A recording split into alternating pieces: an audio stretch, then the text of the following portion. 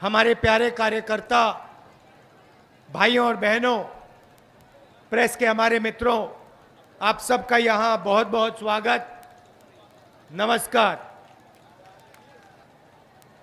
आपने देखा होगा हमारी मीटिंग के पहले कभी कभी बीजेपी के मीटिंग में भारत माता की जय की जाती है। देखा आपने? जैसे अगर मैं बोलूं भारत माता की, भारत माता की, भारत माता की, तो सब लोग भारत माता की जय करते हैं।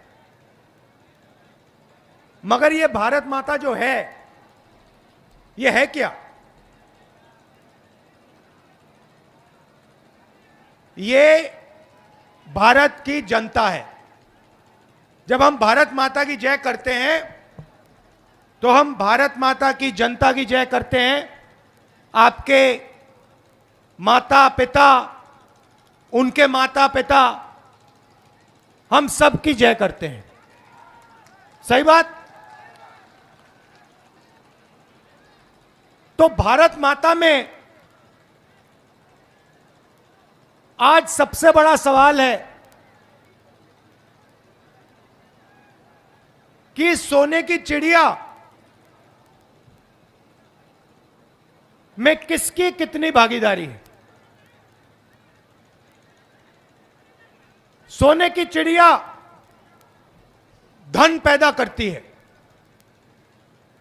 सवाल यह है, आज इस देश में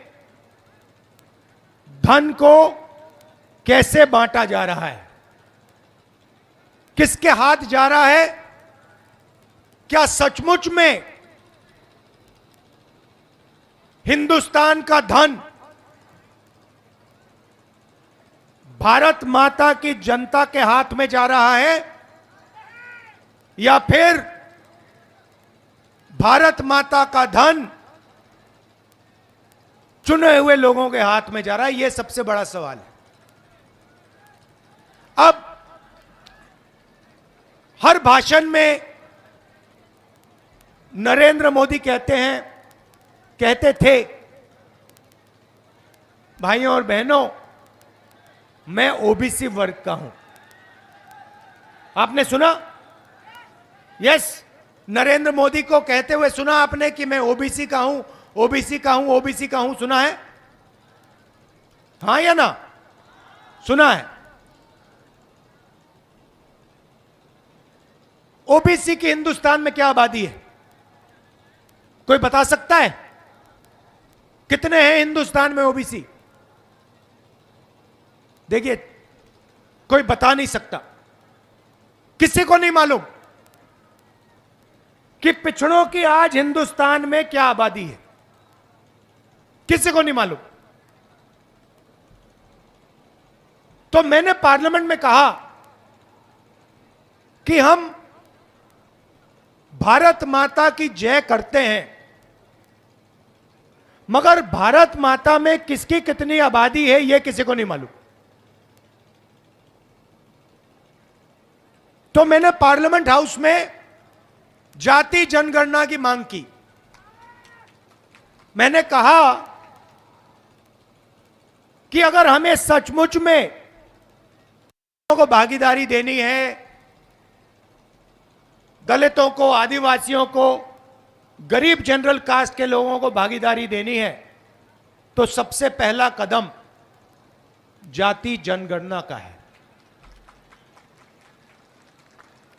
जिस दिन मैंने यह भाषण किया पार्लियामेंट में, जिस दिन मैंने यह बात बोली, उस दिन के बाद नरेंद्र मोदी जी के भाषण बदल गए। पहले कहते थे मैं ओबीसी हूं।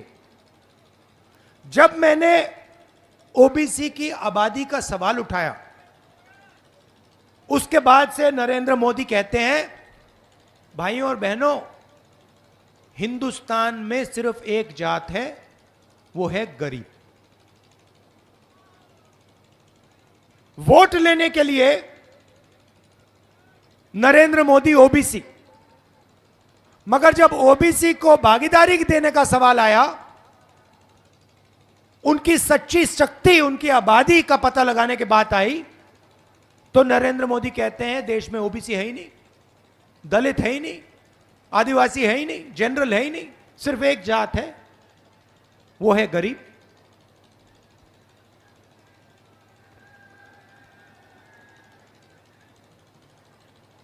भाइयों और बहनों, जाति जनगणना से क्या होगा मैं आपको बताता हूं। हिंदुस्तान को एमपी एमएलए नहीं चलाते हैं। अगर आप सोचते हो कि हिंदुस्तान को एमपी और एमएलए चलाते हैं, गलतफहमी में हो। किसी भी बच्चे से पूछ लो, 10 साल के बच्चे से पूछ लो क्या करना चाहते हो, सारे के सारे कहते हैं हम आईएएस में जाना चाहते हैं।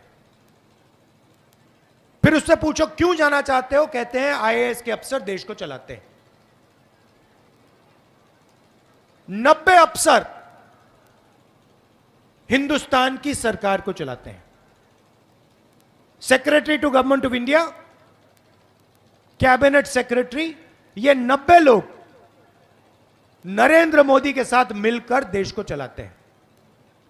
बजट का पैसा कहां जाएगा? स्वास्थ्य में जाएगा, शिक्षा में जाएगा, देश की रक्षा में जाएगा। सारे के सारे निर्णय ये 90 लोग लेते हैं। राजस्थान की सरकार को कितना मिलेगा, जीएसटी कितनी लगेगी, सारे के सारे निर्णय ये 90 लोग लेते हैं। मैंने पार्लियामेंट में सवाल पूछा कि अगर आप कहते हो कि पिछड़ों की भागीदारी है, तो मुझे यह बता दो कि 90 में से पिछड़े वर्ग के कितने आईएएस अफसर हैं। बीजेपी ने जवाब नहीं दिया, नरेंद्र मोदी ने जवाब नहीं दिया। मैं आपको बताता हूं, पिछड़ों की आबादी 50% और 90 में से 3 अफसर पिछड़े वर्ग के, 1 अफसर आदिवासी, 3 अफसर दलित। और अगर हिंदुस्तान की सरकार 100 रुपए खर्च करती है तो पिछड़े वर्ग के अफसर 5 रुपया का निर्णय लेते हैं। मतलब आज पिछड़ों की आबादी तकरीबन 50% और पिछड़ों की हिस्सेदारी 5% से कम। और फिर नरेंद्र मोदी आपसे कहते हैं कि भैया पिछड़ों की सरकार चल रही है। कौन सी पिछड़ों की सरकार? अगर पिछड़ों की सरकार होती तो कम से कम 45 अफसर, 90 में से 45 मतलब 50% ओबीसी वर्ग के होते। यह हिंदुस्तान के सामने सबसे बड़ा सवाल है। थोड़ी सी मैं इनकी योजनाओं के बारे में कह देता हूं। फसल बीमा योजना देखिए, 35,000 करोड़ रुपया फसल बीमा योजना में जाता है। कहां से आता है? जीएसटी से आता है। आपने ये गुलाबी शर्ट पहनी हुई है, जितनी जीएसटी आपने इस शर्ट के लिए दी उतनी ही जीएसटी अदानी इस शर्ट के लिए देगा। अगर आप 1 लीटर पेट्रोल खरीदते हो, जितना पैसा आप जीएसटी में 1 लीटर पेट्रोल के लिए दोगे, यहां गरीब से गरीब व्यक्ति जितना आप दोगे उतना ही पैसा अदानी की जेब से निकलेगा। तो जीएसटी कहां से आती है? जीएसटी गरीब जनरल कास्ट के लोगों से आती है, ओबीसी वर्ग के लोगों से आती है, दलितों की जेब से आती है, आदिवासियों की जेब से आती है। तो आपके जेब में से पैसा निकाला 35,000 करोड़ रुपया, 20,000 करोड़ रुपया दिल्ली की सरकार ने रखा, 10,000 करोड़ रुपया स्टेट की सरकार डालती है और 5,000 करोड़ रुपए हमारा किसान डालता है। हो गए 35,000 रुपए। नरेंद्र मोदी ने 35,000 करोड़ रुपया जीएसटी का पैसा, आपकी जेब का पैसा 16 कंपनियों को पकड़ा दिया। 16 कंपनी में मैंने चेक किया, आपको एक ओबीसी वर्ग का व्यक्ति नहीं मिलेगा, एक दलित नहीं मिलेगा, एक आदिवासी नहीं मिलेगा, एक गरीब जनरल कास्ट का व्यक्ति नहीं मिलेगा। जब किसान का खेत बर्बाद होता है, फसल बीमा योजना में किसान फोन लगाता है, किसको लगाता है? उन्हीं 16 कंपनियों को ईमेल डालता है। पैसा किसका? किसान का, इस भीड़ का, पिछड़ों का। कंपनी वाले उससे कहते हैं भैया आपके खेत में तो नुकसान नहीं हुआ, आपको हम बीमा का पैसा नहीं देंगे। तो हुआ क्या? आपके जेब से पैसा निकला, गरीबों के जेब से पैसा निकला, नरेंद्र मोदी ने उसको 16 कंपनी वालों को दे दिया। और जब आपको उस पैसे की जरूरत पड़ी, कंपनी वाले कहते हैं भैया आपको तो नहीं देंगे। दूसरी योजना अग्निवीर योजना। पहले क्या होता था? पहले सुबह युवा उठते थे, हर वर्ग के युवा उठते थे, दलित, आदिवासी, ओबीसी, पिछड़े लोग, गरीब जनरल कास्ट के लोग सुबह दौड़ते थे, वर्जिश करते थे, सेना में भर्ती होते थे। हिंदुस्तान की सरकार भारत माता को गारंटी करती थी, कहती थी अगर आपने टेस्ट पास कर लिया तो हम आपकी देखभाल करेंगे, अगर आप शहीद हुए आपके परिवार की रक्षा होगी, गांव में आपकी इज्जत बनेगी, और क्योंकि आपने हिंदुस्तान की रक्षा की, जिंदगी भर हम आपकी रक्षा करेंगे, यह पहले कहा जाता था। अब नरेंद्र मोदी जी ने क्या किया? अग्निवीर योजना। सबसे पहले युवाओं से कहते हैं देखो तुम्हें हम 4 साल के लिए लेंगे, अगर तुम शहीद हो गए तो हमारी गलती नहीं, तुम जानो, तुम्हारा काम जाने। जितना पैसा पहले सेना की रक्षा करने में जाता था, जवान की रक्षा करने में जाता था, अफसरों की रक्षा करने में जाता था, उतना ही पैसा नरेंद्र मोदी जी ने अदानी को दे दिया। तो अग्निवीर क्यों हुआ? क्योंकि नरेंद्र मोदी जी ने आपका जीएसटी का पैसा आपके जेब से निकालकर सीधा अदानी जी के जेब में डाल दिया। और लाखों युवा जो 4 बजे सुबह उठते हैं, देश की रक्षा करना चाहते हैं, उनका सपना खत्म कर दिया, उनका दिल तोड़ दिया। देखिए भाइयों और बहनों, जेब कतरे सबसे पहले क्या करते हैं? सबसे पहले 3 लोग आते हैं, अकेला नहीं आता। सबसे पहले क्या होता है? एक बंदा सामने आता है, आपके ध्यान को इधर उधर करता है ना, उल्टी सीधी बात बोल देगा।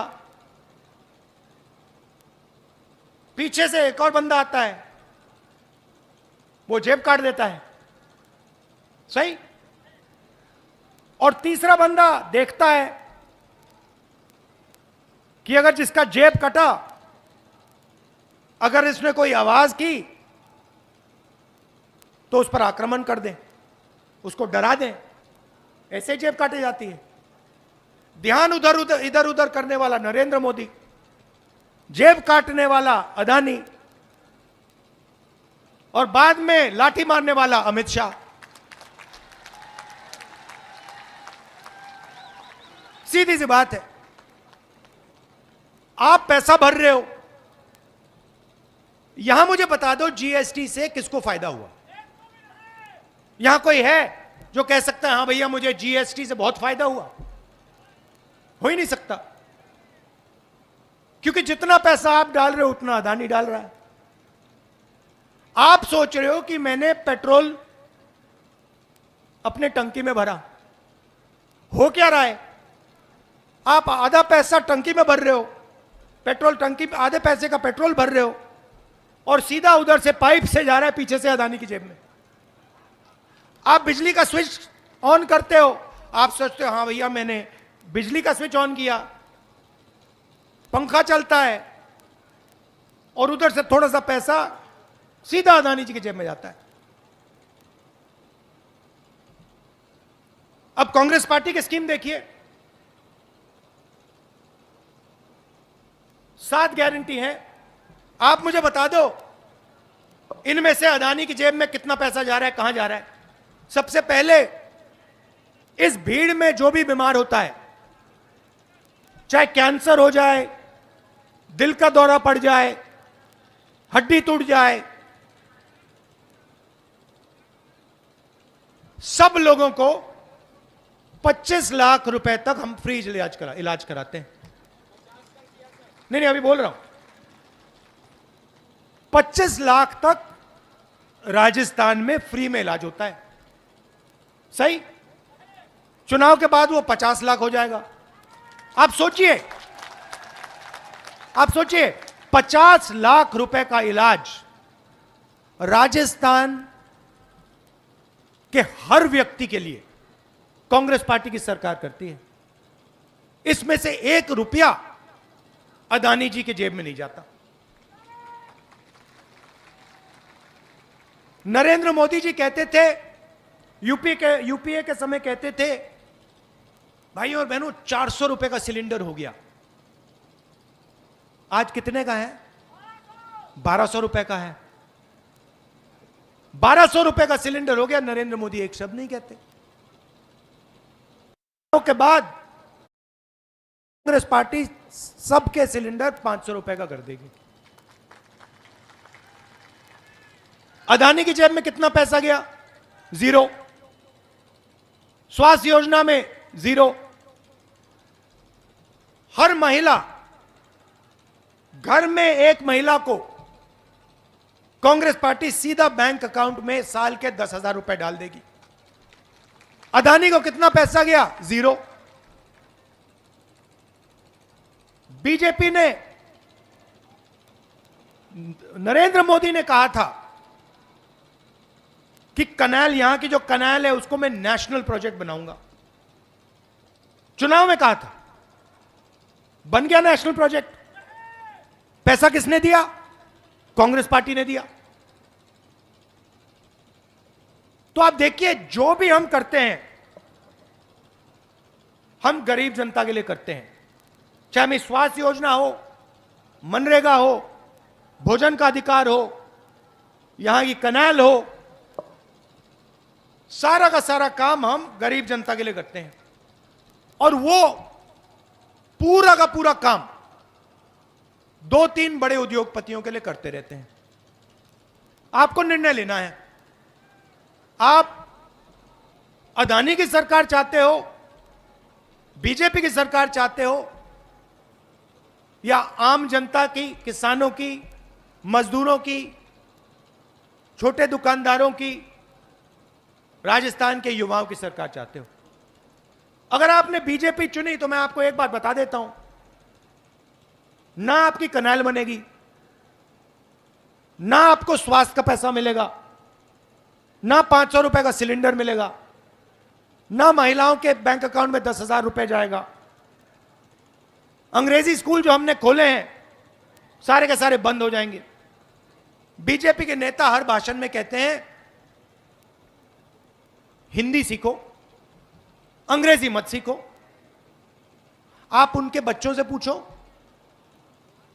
अमित शाह से पूछो कि भैया आप बताओ, आप हमें कहते हो कि हमें अंग्रेजी नहीं सीखनी चाहिए, आपके बच्चे किस स्कूल में पढ़ते हैं? सारे के सारे आपको बताएंगे हमारे बच्चे तो इंग्लिश मीडियम में पढ़ते हैं। आपके बच्चे सिर्फ हिंदी पढ़े, उनके बच्चे अंग्रेजी पढ़े। क्यों? क्योंकि वो नहीं चाहते कि सबसे अच्छी नौकरियां आप लोग ले जाओ। मैं ये नहीं कह रहा कि हिंदी नहीं पढ़नी, जितनी हिंदी पढ़नी है पढ़ो, युवाओं से कह रहा हूं जितनी हिंदी पढ़नी है पढ़ो, मगर एक बात याद रखो, राजस्थान में, मध्य प्रदेश में, दिल्ली में काम करना है, हिंदी चलेगी, वहां पे किसी से बात करनी है, हिंदी चलेगी, मगर कॉल सेंटर में काम करना हो, इंटरनेट का काम करना हो, किसी बड़ी कंपनी में काम करना हो, विदेशी टूरिस्ट से बात करनी हो, हिंदी नहीं चलेगी, अंग्रेजी की जरूरत है। सीधी सी बात है। तो मेरा कहना है, किसान के बेटों को, बेटियों को, मजदूर के बच्चों को, छोटे दुकानदार के बच्चों को बड़ा से बड़ा सपना देखना चाहिए। आप पायलट बनना चाहते हो, यहां से अमेरिका हवाई जहाज में जाना चाहते हो, सपना पूरा होना चाहिए। यह चाहते हैं कि दो हिंदुस्तान बने। अपने भाषण में कहते हैं भारत माता की जय।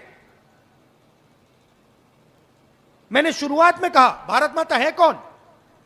भारत माता किसान है, भारत माता मजदूर हैं, भारत माता युवा हैं, हमारी माताएं बहनें हैं, पिछड़े वर्ग के लोग हैं, गरीब जनरल कास्ट के लोग हैं, दलित हैं, आदिवासी हैं।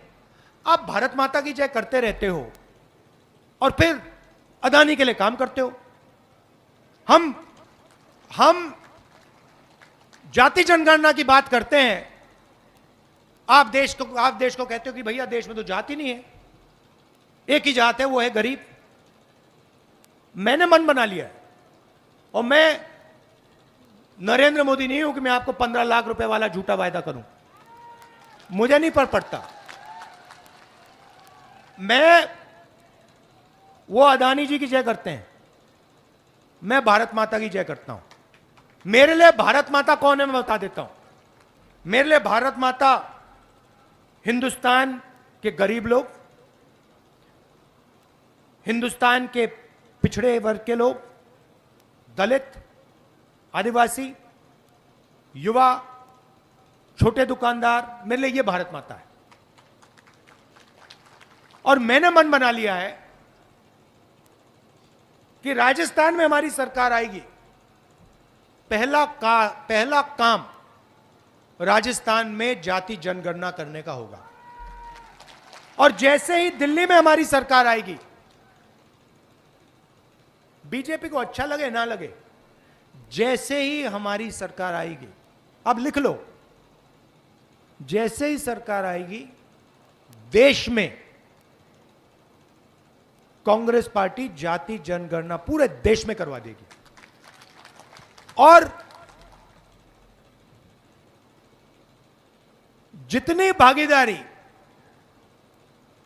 पिछड़ों की होनी चाहिए, दलितों की होनी चाहिए, आदिवासियों की होनी चाहिए, गरीब जनरल कास्ट के लोगों की होनी चाहिए, जाति जनगणना के बाद हम उस पर एक्शन ले पाएंगे। उससे पहले किसी को मालूम ही नहीं।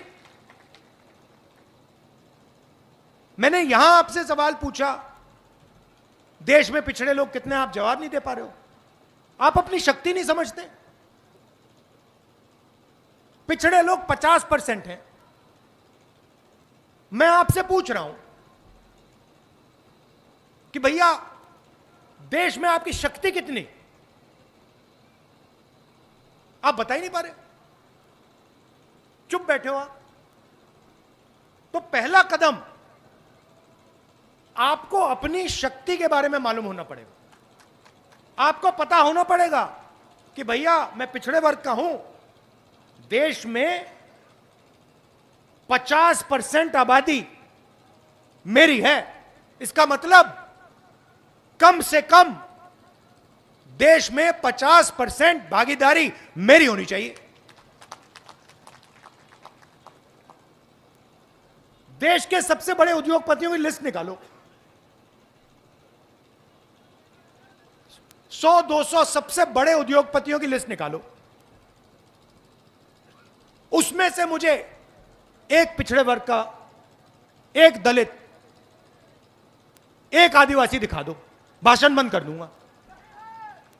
एक नहीं है उसमें। सबसे बड़ी कंपनी अदानी की कंपनी ले लो, अदानी की कंपनी में आपको एक ओबीसी का बंदा नहीं मिलेगा, एक दलित नहीं मिलेगा, एक आदिवासी नहीं मिलेगा। सारे के सारे एयरपोर्ट उसके, सड़कें उसकी, कोयला उसका, खेत का स्टोरेज उसका। 50% आबादी आपकी, उसमें आपका एक आदमी नहीं, और पूरा ड्रामा चल रहा है। नरेंद्र मोदी उसके लिए काम करता है। वो मैंने कहा, शुरुआत में कहा, प्रेस के हमारे मित्रों, मगर ये हमारे मित्र नहीं है, ये अदानी के मित्र हैं। तो होता क्या है, नरेंद्र मोदी जी का काम आपका ध्यान इधर उधर करने का है, मीडिया का काम 24 घंटे आपके ध्यान को इधर उधर करने का। कभी आपने मीडिया में किसी गरीब किसान को बोलते हुए देखा? कभी आपने किसी मजदूर को बोलते हुए देखा है कि भैया मुझे तो मतलब मैं तो मर रहा हूं? सोशल मीडिया में दिख सकता है, मगर टीवी पे आपको नहीं दिख सकता।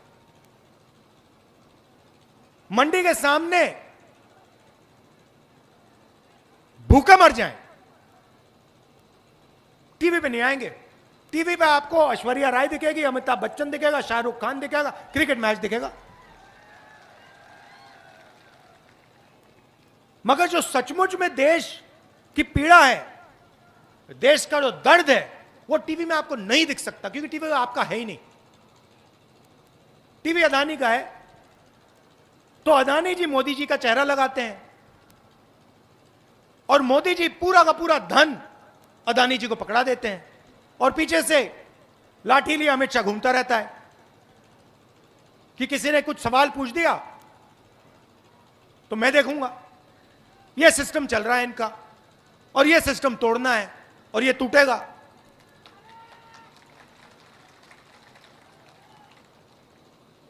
तो यह मैं आपसे कहना चाहता था, राजस्थान में हमारी सरकार ने बहुत अच्छा काम किया है,